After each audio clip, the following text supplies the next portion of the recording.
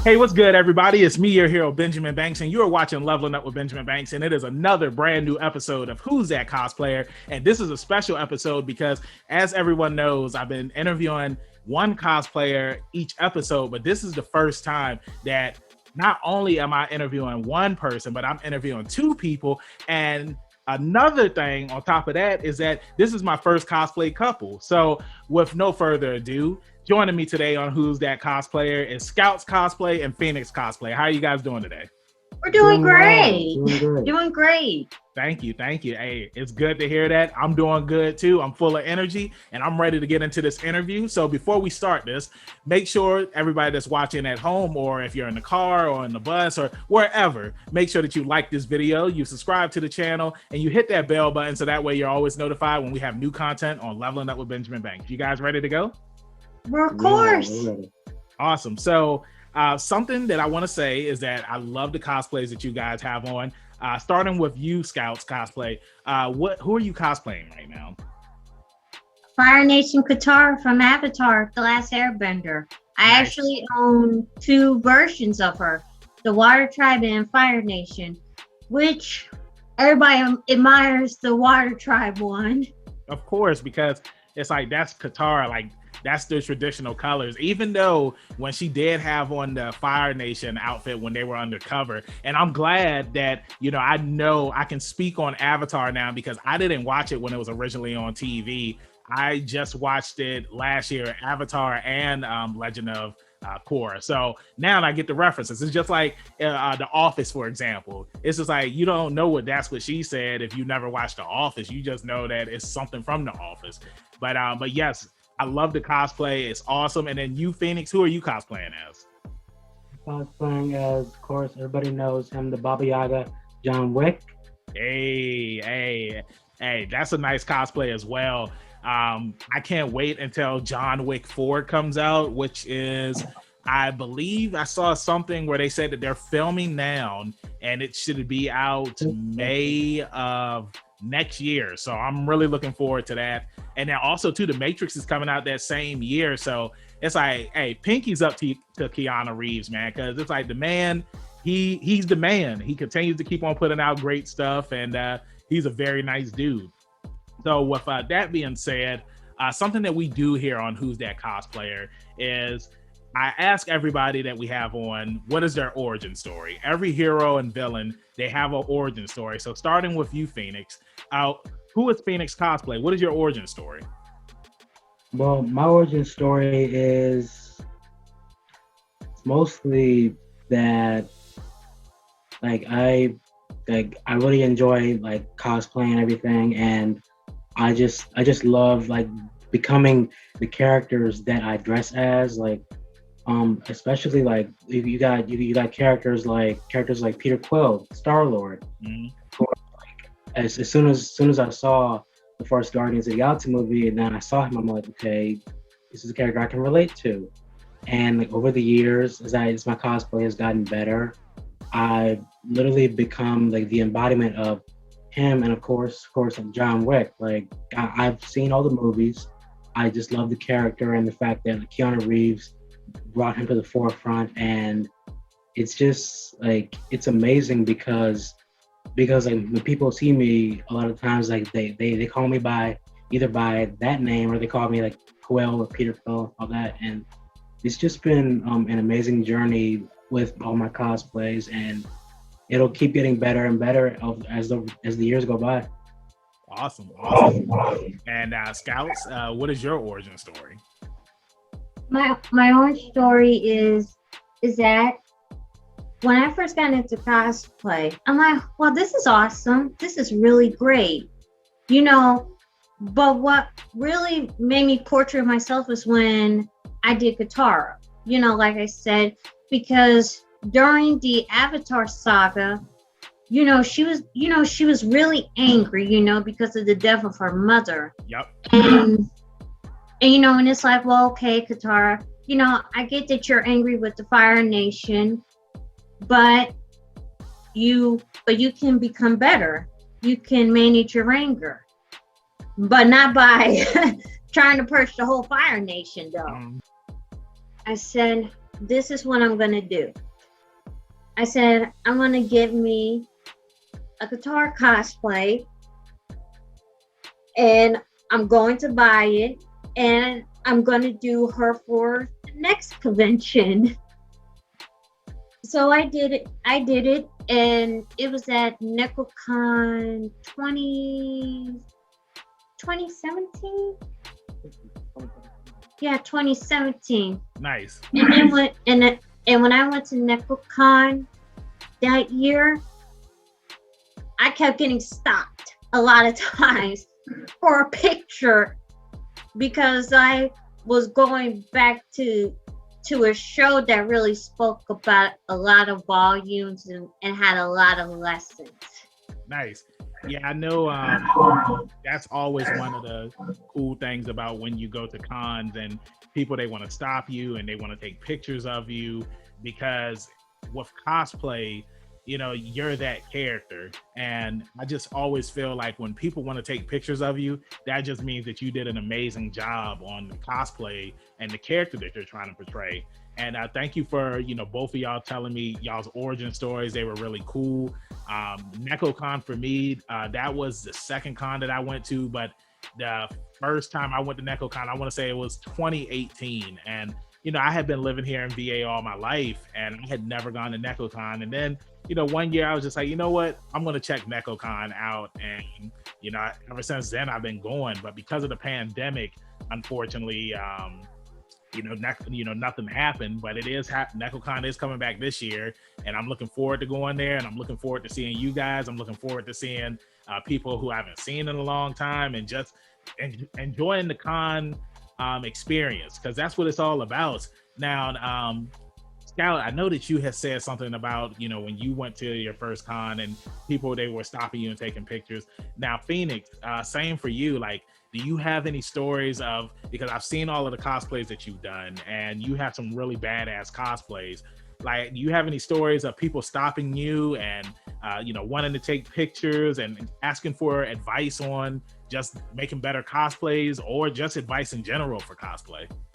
I've had a lot of people stop me to take pictures of my Star-Lord cosplay because a lot of people say it looks like very accurate, of course. And I even have some funny stories where I remember when I was cosplaying Daryl, I think for I think it was Otakon. Mm-hmm. I think it was our first Otakon.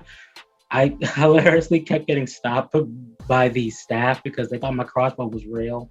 And it got to the point where they were nice about it, luckily, but it got to the point where I think they had to take me to the person that ran the whole thing or something just to get it checked out, and all was well. But I just laugh at that moment because, I mean, it's funny, and I'm thinking to myself, well, I mean, I may need it someday if the zombie apocalypse happens. And of course, I think my all-time favorite story of cosplay is when her and I got stopped. No kidding, we got stopped at GalaxyCon Richmond by this family and their kids, because and their kids actually said, "Look, Star-Lord and Gamora," and we took pictures with them, and the family were grateful. I think the next day, the family came back. They were asking about us. Yeah, they were asking about us. They were actually looking for us. Nice. And I can't wait to do it all again. Yeah, that's awesome. I want to say when I first came across you guys on Facebook, that was the first thing that I saw was the Star-Lord and Gamora. And I think that both of you do a really good job at capturing what it feels to be those characters. That's something that I always talk about up here on Who's That Cosplayer is when you're cosplaying a character, it's pretty much you're acting. You are that character. And I think that the both of you do an amazing job at cosplaying them. The outfits, they look badass.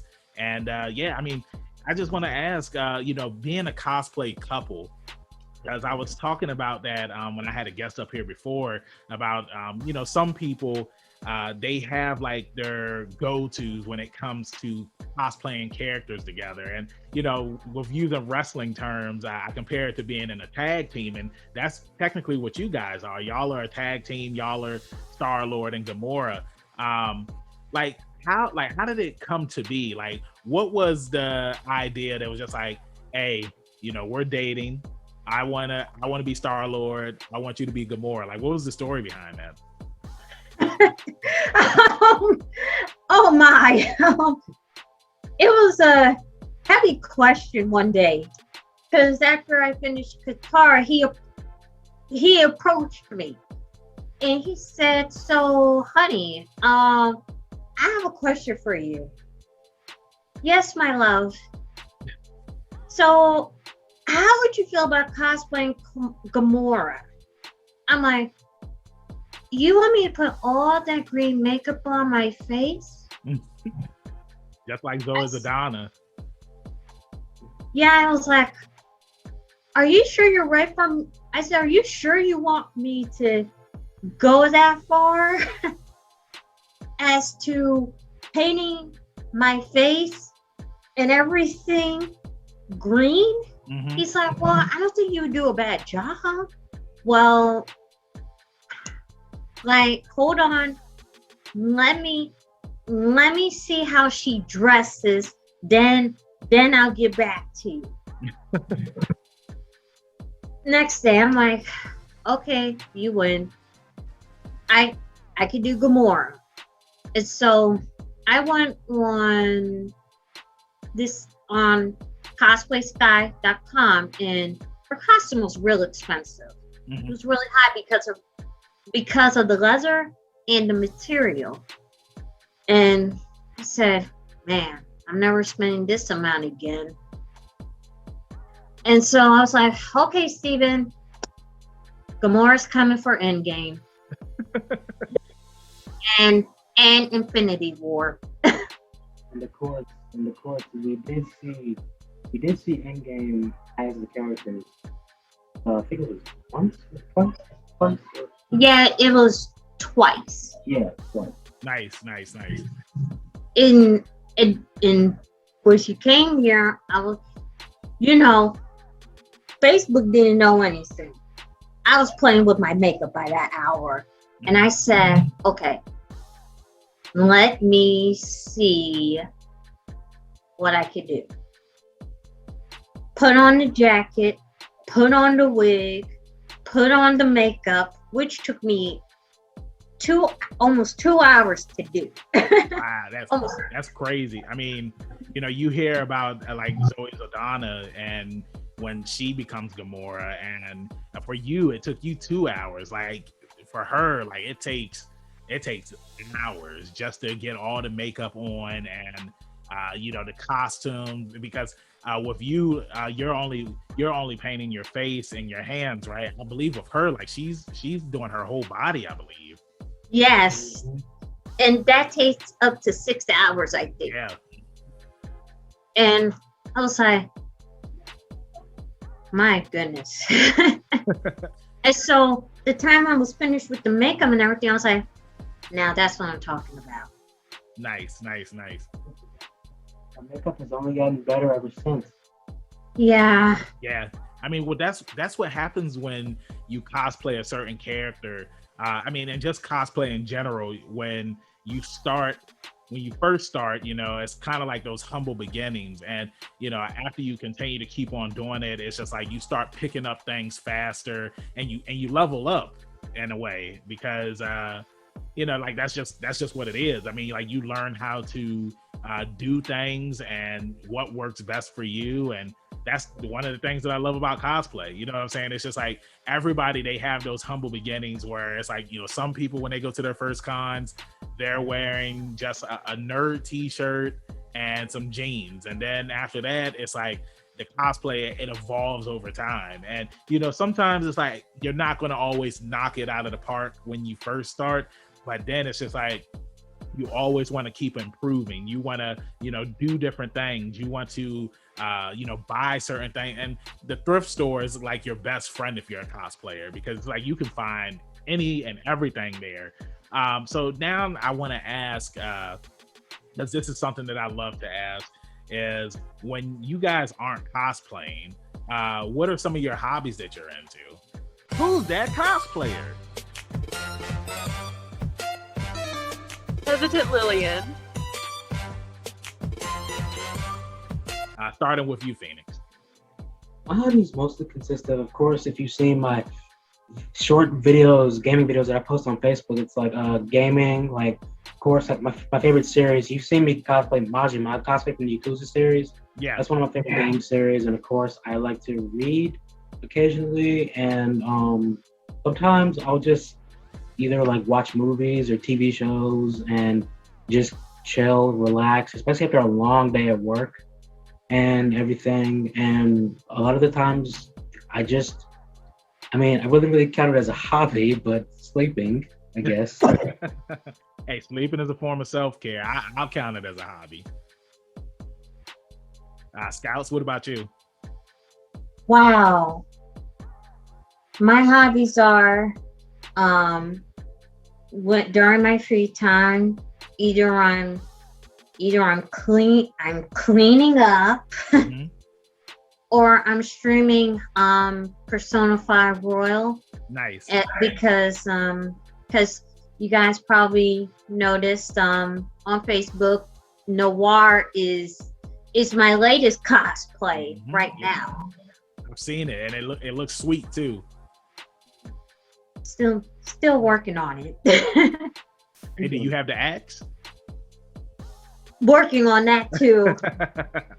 And see, I can say that because I just beat Persona 5 back in April, and we'll get more into the Persona stuff because I want to ask you a couple more questions about that. But what are some of your other hobbies that you enjoy doing?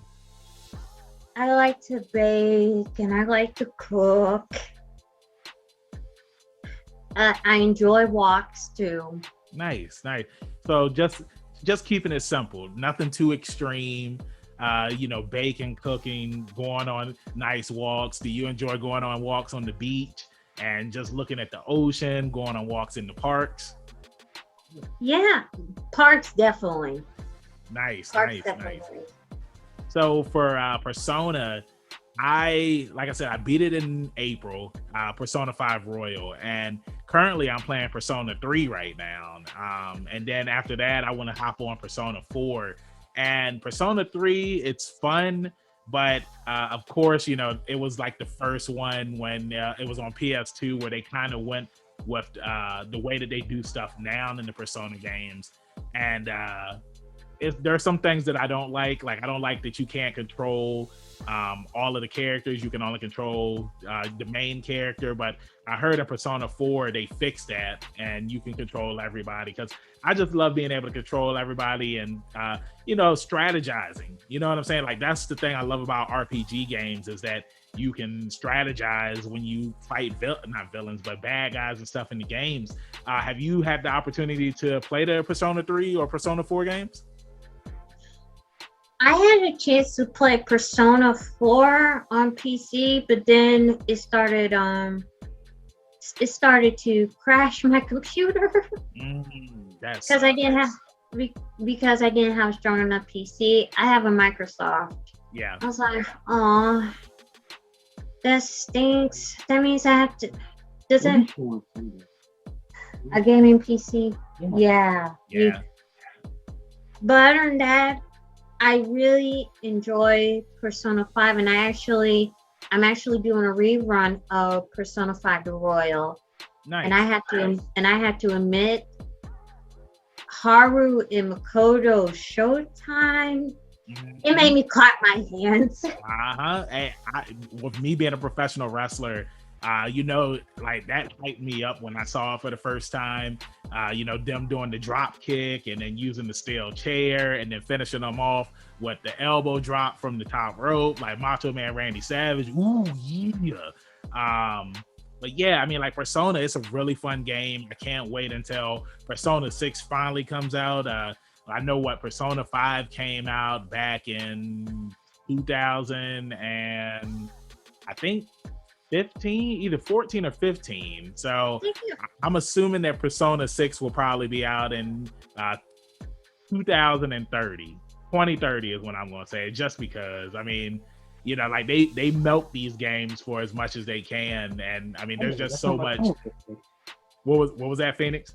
I was saying that because you said Persona 6 is coming out in 2030. I'm like, and then I realized, I feel like it was a reference to John Wick 2 when like when he took his card to when was talking about his card to John Leguizamo's character, and he's like, I can have it ready like Christmas 2030. I'm like, hey, like that's when my car will be fixed.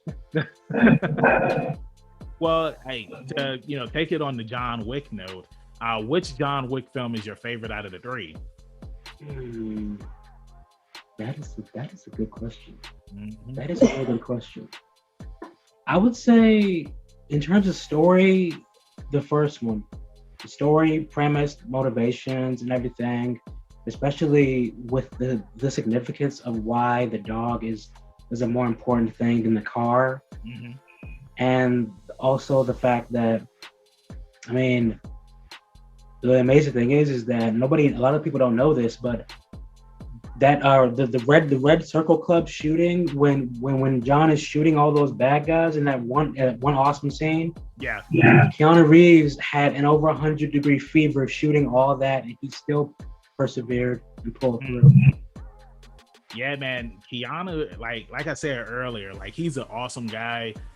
There was this movie on Netflix called I think it was called Almost Be My Maybe, I believe. And I believe he either produced it or he directed it, or it was he was involved with it in some way or some form of capacity. And when John Wick 3 was being made, he had finished filming a scene for John Wick 3, and then he went to go do the scene that they needed him for that movie. And it just goes to show you, man, like how much this guy loves doing what he does, and to just push through, because it's like he's a busy man. Like he does a lot of stuff. And to keep it on the John Wick topic, this is a question that me and one of my friends we always get into. Who do you think will win between John Wick and Denzel Washington's The Equalizer?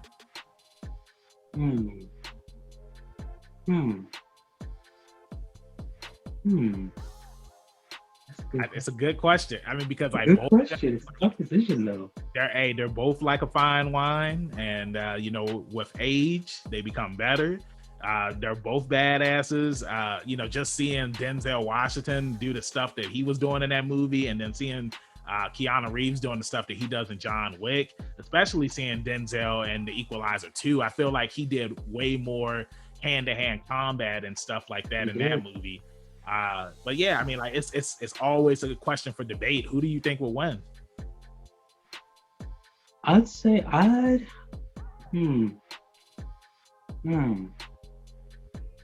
Wow, that is a tough answer.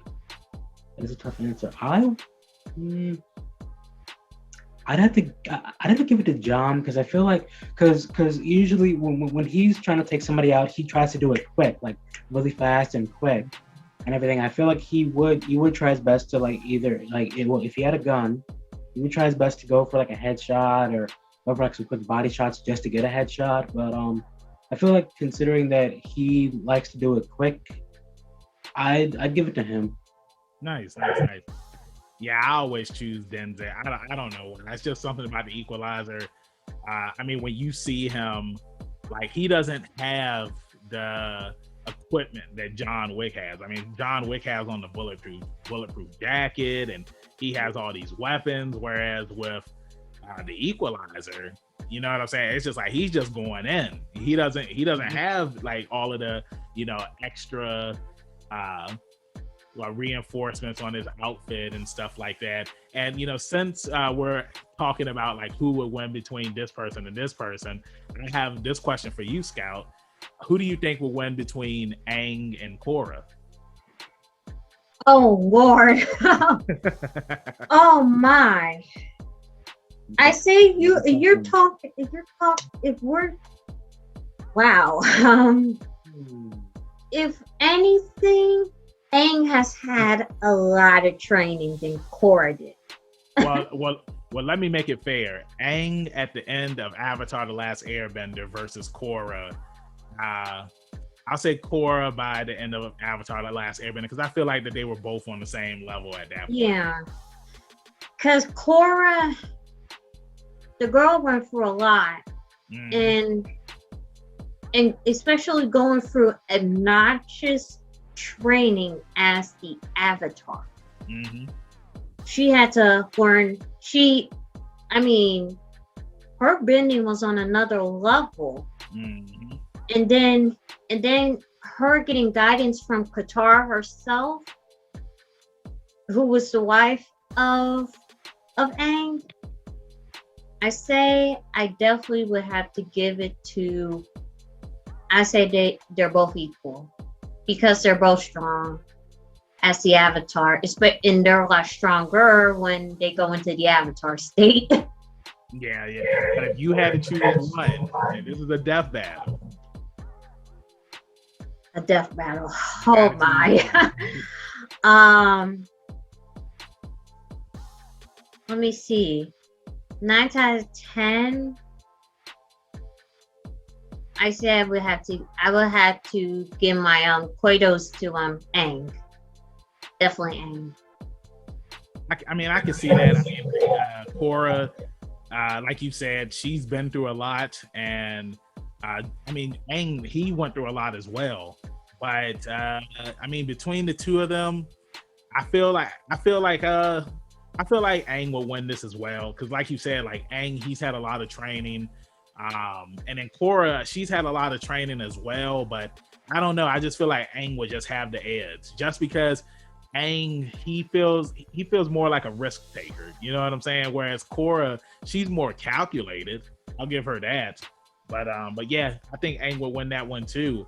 Yeah, So, and I'm sorry, excuse me.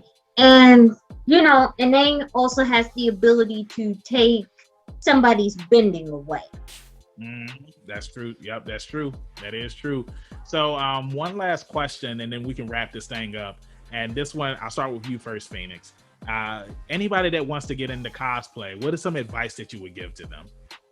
I would say anybody that wants to get into cosplay, accuracy doesn't matter. Like make the cosplay your own. Do it to the best of your ability. If you have to modify or take out parts of your cosplay to make it your own, go for it. And if you want to, like, people ask you, just say, look, like, this character has been through so much. That's why the clothing is ripped and everything, and go from there.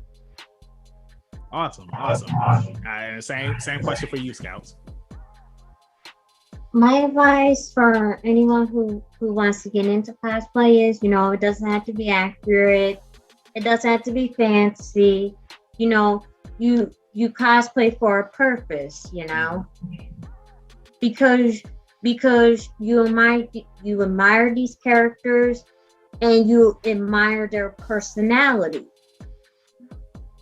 Nice. I love what both of you guys said, because again, like, cosplay is one of those things where it's just like you put yourself out there. It helps boost your confidence, and it also helps boost your charisma as well, because like I said earlier, it's just like you're acting, you're playing it as these characters. So with that being said, thank both of you guys for coming up here on a brand new episode of Who's That Cosplayer. And the last thing that I have to ask is, before we let you go, where can everybody find you guys at in social media land? Starting with you, Scouts.